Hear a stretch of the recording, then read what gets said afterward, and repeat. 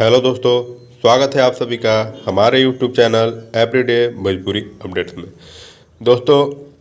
जैसा कि आप सब जानते हैं,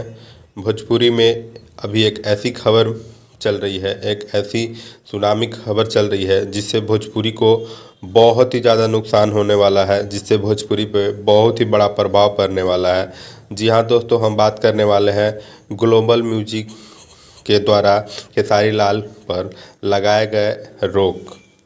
जी हाँ दोस्तों, ग्लोबल म्यूजिक के द्वारा खेसारी लाल पर एक ऐसी रोक लगाई गई है, एक ऐसी बैन लगाई गई है जो खेसारी लाल को कैरियर को बर्बाद तो कर ही सकता है, भोजपुरी की कैरियर को भी बर्बाद कर सकता है, भोजपुरी की कैरियर को भी काफ़ी नुकसान पहुंचा सकता है। जी हाँ दोस्तों, ग्लोबल म्यूजिक से खेसारी लाल